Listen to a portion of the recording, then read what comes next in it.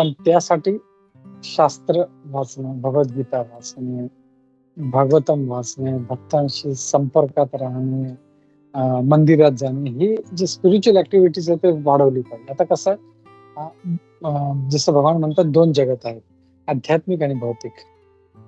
अं, आपण एकतर भौतिक जगात राहू शकतो किंवा आध्यात्मिक जगात राहू शकतो. तर एक जो भक्त आहे, त्या भौतिक जगात राहून पण तो आध्यात्मिक जगतमध्ये असतो. कारण त्याचे सगळा जो विचार आहे तो नेहमी तो भगवंतावरती स्मरण असतो. जसं आपला जीव आहे, जसं अंतरंगा शक्ती आणि बहिरंगा शक्ती आहे. तो जो जीव आहे, आपण जे आहोत, आत्मा, त्याला तटस्थ शक्ती म्हटलं आहे. का? कारण तो तट म्हणजे तो इथे पाणी आहे त्याचं तट आहे.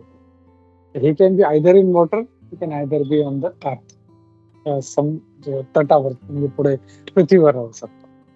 तसं आपण डिसाईड करतो आपण की मला भौतिक जीवनामध्ये राहायचं आहे का आध्यात्मिक जीवनामध्ये. आणि जो कल आहे नॅचरली तो भौतिकताकडे असतो, इंद्रियतृप्तीकडे असतो.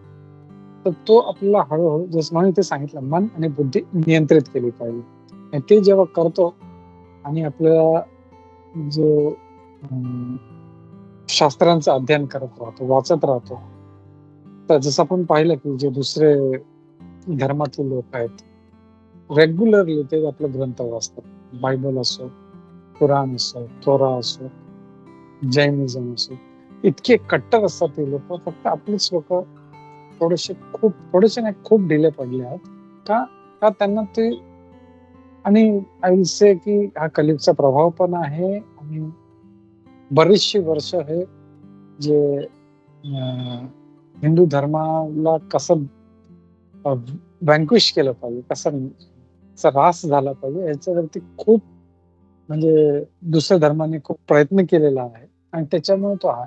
आणि म्हणून लोक, जसं आपलं बघितलं जाईल, तक्षशिला ही जी युनिव्हर्सिटी होती ती वर्ल्ड मध्ये सगळ्यात मोठी होती. नंतर जेव्हा त्याला आग लावली, तर आग किती दिवस चालली? Just imagine. कोणी सांगू शकतो ना? डज एनीबडी नो ती आग किती दिवस चालली होती? आय थिंक 3 महिने प्रभूजी. 3 महिने. Perfect, perfect. म्हणजे इतके ग्रंथ होते, इतकं वाचण्याचं तिथं होतं, इतकी मोठी युनिव्हर्सिटी होती.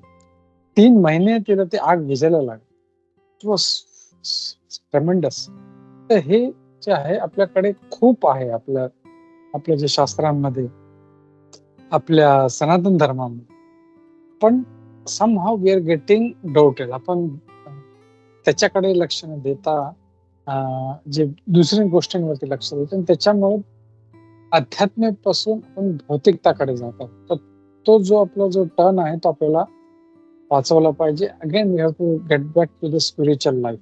असं नाही म्हणा ते जंगलात जाऊन तुम्ही संन्यासी बना, जोगी बना, पण ऍटलिस्ट आपले शास्त्र वाचा, भगवान काय म्हणत आहे ते वाचा. आणि ते जर आपण केलं, नाहीतर आज बघितलं आपण पूर्ण जो साऊथ आहे किती कर्मशेष होत आहे. का? कारण लोकांना ते त्यांच्या धर्मात काय आहे त्याच्याबद्दल त्यांना काही माहित नाही. दुसरं काही सांगितलं की लगेच ते कन्वर्ट होतं. So we have to be very very ना, आपलं सजग असलं पाहिजे. आपल्या धर्मामध्ये काय आहे ते तरी तुम्हाला माहिती पाहिजे. And then you can compare की दुसऱ्या धर्माबद्दल काय बोलत आहे. तर we should know our scriptures. आणि ते असेल तर ऑटोमॅटिकली मग लोक धार्मिक होतात. मग कारण त्याला महत्व समजते की दुसऱ्या धर्मात असं आहे, माझा धर्म किती महान. तसं आपण छावा बघितलं. संभाजी महाराजांनी आपले प्राण दिले, 40 दिवस टॉर्चर सहन केला, पण हे डिडंट गॉट कन्वर्टेड. का? Just imagine. आज आपल्याला एक सोय टोचली की ओ बाबा मी चेंज होतो, बनवा मला मुसलमान. But he was so dedicated, कारण त्याला ते महत्व माहिती होतं धर्माचं. अँड वी आर सो, म्हणजे आपला जो धर्म आहे रिअली खूप अफाट आहे. आणि खूप म्हणजे त्यासाठी शिवाजी महाराज, संभाजी महाराज आणि जे आपले जे बरेचसे सिख गुरु होते, दे वर बीन टॉर्चर्ड, पण कोणी कन्वर्ट झाला नाही. So that is the power of our सनातन धर्म. तर त्याला टिकून ठेवलं पाहिजे हे आपण. आणि इस्कॉन आज जे आहेत खूप प्रचार करत आहे, लोकांना सांगत आहे, दुसरे लोक पण सांगत आहेत, पण इस्कॉन विगरसली म्हणजे एकदम जोर मध्ये एवढा प्रचार करत आहे. आणि दे आर नॉट चार्जिंग, ते पैसे घेत नाही काय, जस्ट म्हणजे लोकांना जागृत करतात. Let's be alert, let's awake आपल्या धर्माच्या प्रती. देन विल बी, मग आपल्याला सगळं समजेल आपल्याला. थँक्यू हरे कृष्णा.